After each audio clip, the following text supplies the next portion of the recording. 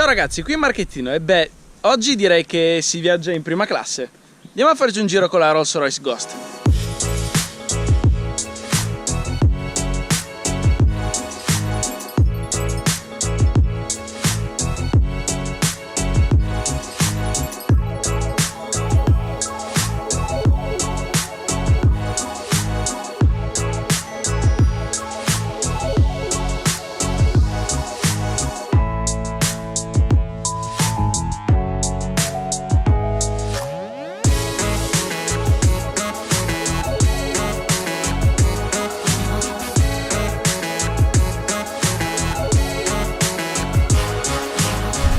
Il test drive di oggi è piuttosto diverso perché se siete abituati a vedermi guidare supercar con assetti che spaccano la schiena e scarichi che ti rompono i timpani, beh, oggi siamo all'esatto opposto perché gli amici di STZ Auto mi hanno prestato la loro Rolls-Royce Ghost per vedere come va. Guidare una Rolls-Royce è veramente un'esperienza. La scorsa estate ho guidato in pista una Rolls-Royce Drophead Coupé e devo dire che mi è piaciuta veramente tanto perché guidare una Rolls-Royce non è come guidare una macchina qualsiasi. Rispetto alla Drophead che ho guidato, beh, possiamo dire che la Ghost è una macchina un po' più umana, soprattutto in termini di dimensioni, perché se la Phantom e la Drophead hanno le dimensioni di uno yacht, beh, questo in proporzione è un tenderino. Però devo dire che in città si fa fatica comunque a far manovra o a parcheggiare o a guidare in strade piuttosto strette. Rimane comunque una miraglia di grande lusso, delle grandi dimensioni, infatti anche i sedili posteriori permettono di guidare questa macchina con un autista. Anche se devo dire, rispetto alla Phantom, questa è più una macchina pensata per essere guidata dal proprietario e non essere guidati da qualcuno. Ah, e ovviamente, se la vostra fabbrichetta non fattura abbastanza soldi e non potete arrivare a prendere una Phantom, direi che questa è la scelta giusta. Una Phantom costa 430.000 euro, mentre la Ghost ha un prezzo di listino un po' più umano. Però devo dire che aggiungendo qualche optional e un po' più di lusso, i 300.000 euro li spendi come niente. Beh, che dire al volante di questa Ghost? Come in ogni Rolls Royce, quando sei al volante hai un senso di imponenza, perché comunque è una macchina di grandi dimensioni e te ne puoi accorgere quando guidi, perché praticamente in queste strade fai il pelo a tutte le altre macchine che passano nella corsia opposta. Quando sei al volante di una macchina che sfiora i 300.000 euro, beh, bisogna indubbiamente abituarsi alle dimensioni di questa macchina, o è un attimo che in manovra mentre guidi vai a sbattere contro qualcosa. Potete immaginare che essendo una Rolls Royce i costi per ripararla non sono da poco. Diciamo che appena si sale al volante di una Rolls Royce per la prima volta, questo è il problema maggiore, le dimensioni. Bisogna farci semplicemente l'abitudine, poi diventa un gioco da ragazzi guidare questa barca su ruote. E devo dire che le Rolls Royce sono le macchine giuste per queste dissestate, schifose strade italiane piene di buche e crateri, perché le sospensioni ad aria di questa macchina sono favolose a dir poco. Sembra di essere su una soffice nuvola, l'impressione è quella lì. Non si avvertono minimamente le buche, l'asperità dell'asfalto, è fantastica. Praticamente sono le sospensioni che in questo momento vorrei sulla mia M3. Ecco, diciamo che le curve non sono proprio il forte di questa macchina. È un volante molto morbido e dolce, posso addirittura sterzare utilizzando un dito, guardate. Non è proprio quello che definirei uno sterzo sportivo o comunicativo.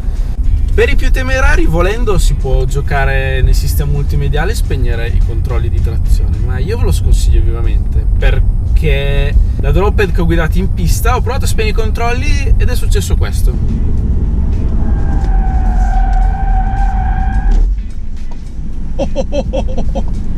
Se si spengono i controlli diventa una macchina pericolosa, per il semplice motivo che appena il posteriore inizia a sbandare te ne accorgi solamente quando sei già contro l'albero. E potete immaginare che questa macchina, montando un grosso motore 6006 V12 biturbo, se spegni i controlli, girarsi è un attimo. Il grosso motore V12 è ovviamente di derivazione BMW, è stato preso dalla 760Li, ovviamente è stato rivisitato, aumentato di cilindrata secondo specifiche Rolls-Royce, ed è un motore veramente pazzesco perché sviluppa 570 cavalli e 780 Nm. Ovviamente penserete, ci sono supercar che sviluppano più potenza di sta macchina, ma fa impressione il modo in cui questa macchina sviluppa la potenza. Guardate.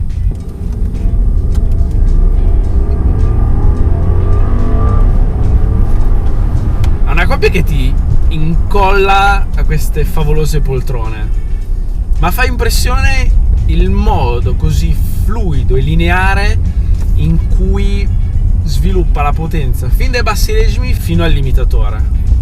Non possiamo vedere quando la macchina arriva al limitatore perché Rolls-Royce, al posto del classico contagiri, ha voluto mettere il loro famoso Power Reserve. Praticamente possiamo vedere ogni volta che diamo gas quanta potenza stiamo utilizzando dal motore.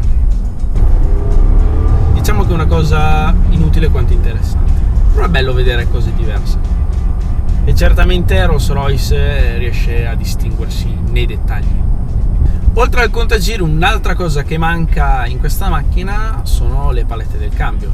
Qua abbiamo un cambio ZF a 8 rapporti, è un cambio tarato specificatamente per la Rolls-Royce. I cambi di marcia sono così fluidi e morbidi che non li avverti neanche i cambi di marcia, perché diciamocela tutta, chi guida una Rolls-Royce non vuole una macchina che sia brusca o fastidiosa da guidare. Come vi ho già detto, guidare una Rolls-Royce è un'esperienza, è un salotto viaggiante, è come volare in prima classe. E mentre si è al volante di una Rolls-Royce, il focus va molto sugli interni e sul lusso che può offrire questa macchina, e devo dire che ci sono poche altre macchine come le Rolls-Royce che possono offrire questo livello così alto di lusso. Legno, alluminio, materiali pregiati, ovunque tocchiamo possiamo avvertire un forte senso di solidità e di qualità nei materiali. E direi che è questo il punto forte da Rolls-Royce. Ci sono berline di lusso che magari possono offrire prestazioni più alte, più tecnologia, ma Rolls-Royce invece si fa distinguere proprio da questo, dal lusso e dal comfort. Io penso che sul mercato non ci siano macchine che riescono a battere Rolls-Royce sotto questo punto di vista. Devo essere onesto, a volte trovo quasi fastidioso guidare una macchina che fa sempre casino, quando prendi le buche, tiri gli accidenti. Sì, direi che tra qualche anno come auto aziendale non mi dispiacerebbe avere una di queste.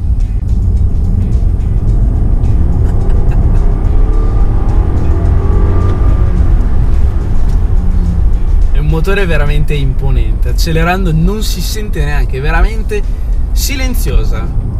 È un motore che permette alla Ghost di avere performance relativamente incredibili per il tipo di macchina che è. Vi ricordo che questa macchina non è proprio un peso piuma, pesa ben 2 tonnellate e mezzo, e muovere 2 tonnellate e mezzo da 0 a 100 in poco meno di 5 secondi, fa impressione. Soprattutto in accelerazione si sente la massa della macchina, e vedere la lancetta del contachilometri salire così in fretta, ha dell'incredibile. E la velocità massima della Ghost è autolimitata a 250 km/h. Onestamente una macchina così pesante, con uno sterzo così poco comunicativo, neanche io oserei ad andare oltre i 250, ad essere onesto.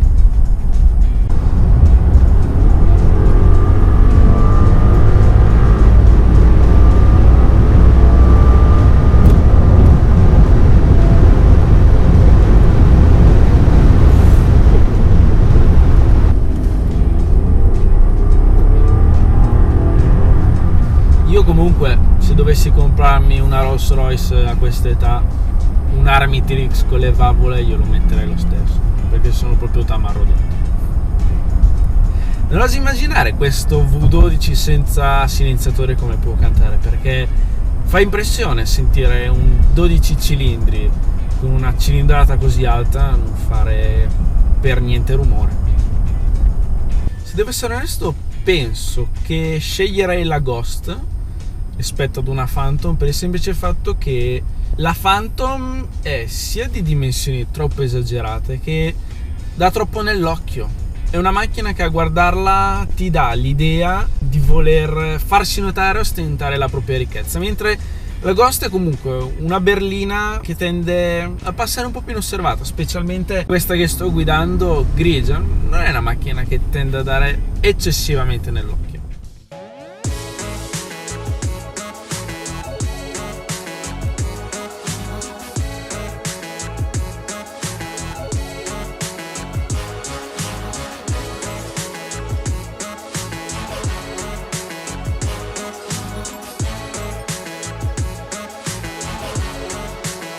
Esistono le macchine di lusso e poi esistono le Rolls Royce. È sempre piacevole e interessante ogni tanto fare un tuffo nel lusso e nella comodità più estrema. Veramente un'esperienza fantastica guidare una Rolls Royce. E un grazie anche ai amici di STZ Auto per avermi concesso questo test drive. E devo dire che il loro garage non è per niente male. Questa è solo una piccola parte delle loro macchine. Ragazzi, se vi è piaciuto questo video mettete like, iscrivetevi al canale se non l'avete ancora fatto e come sempre grazie per la visione.